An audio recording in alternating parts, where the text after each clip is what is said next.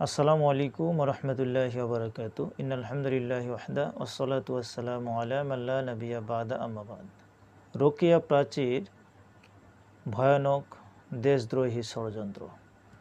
রোকেয়া প্রাচী বাংলাদেশের একজন অভিনেত্রী, আবৃত্তিকার এবং নির্মাতা। আমি তাকে আগে চিনতাম না, তবে তিনি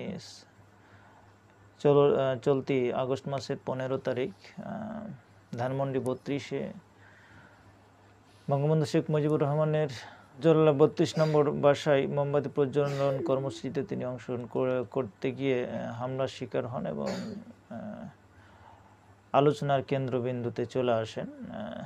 সেখান থেকে তারপর থেকে তিনি বিভিন্ন ধরনের তথ্য বাংলাদেশ নিয়ে প্রচার করছেন, বিশেষ করে ভারতীয় গণমাধ্যমে বাংলাদেশ সম্পর্কে মিথ্যা তথ্য দিয়ে ভারতকে উস্কে দেওয়ার অভিযোগ উঠেছে। ইনকলাব পত্রিকার হেডলাইন করা হয়েছে যে রোকেয়া প্রাচীর দেশদ্রোহী ষড়যন্ত্র, আইনের আওতায় এনে শাস্তির দাবি, সামাজিক যোগাযোগ মাধ্যমে প্রতিবাদের ঝড়। এটা হেডলাইন করা হয়েছে। লিখেছেন যে রোকেয়া প্রাচীর দেশদ্রোহী। তিনি বাংলাদেশকে সারা পৃথিবীর কাছে হেই প্রতিপন্ন করেছে। বাংলাদেশকে সাম্প্রদায়িক রাষ্ট্র হিসেবে তুলে ধরার জন্য তার নীল নকশা প্রকাশিত হয়েছে।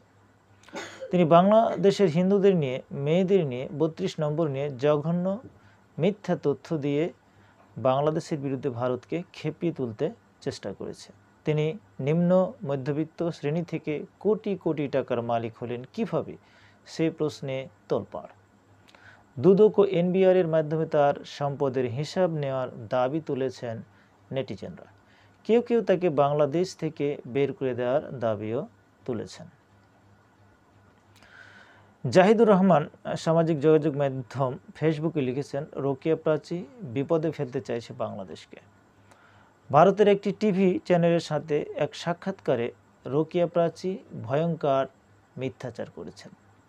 প্রেক্ষাপট দেখলে এটা সিদ্ধান্ত আসা যায় যে তিনি ভারতীয়দের হয়ে কাজ করছেন।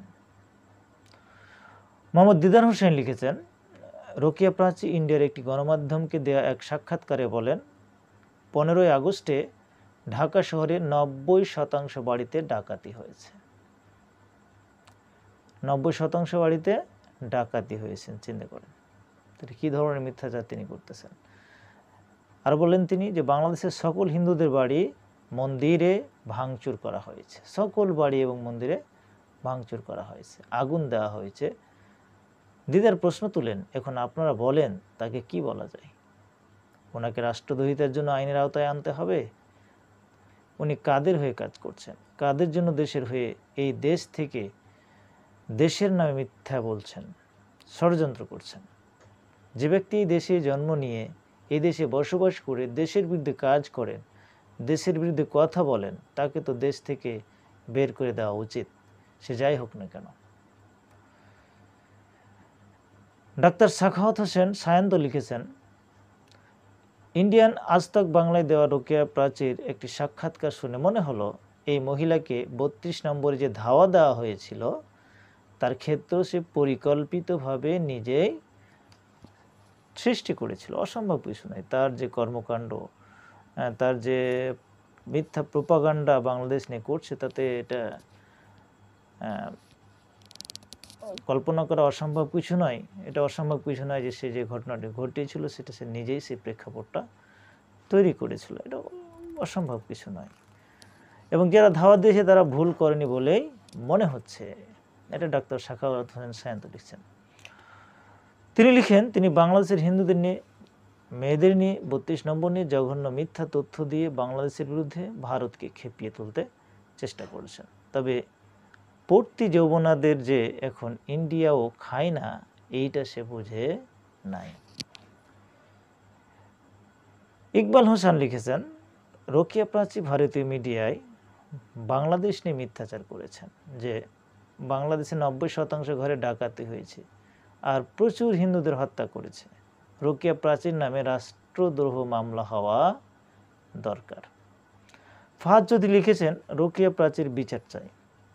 তিনি প্রশ্ন তুলেন, মিথ্যা গুজব ও প্রোপাগান্ডা ছড়িয়ে দেশের ভাবমূর্তি নষ্ট করার জন্য রোকেয়া প্রাচীর বিরুদ্ধে কেন রাষ্ট্রদ্রোহিতার মামলা করে গ্রেপ্তার করা হবে না।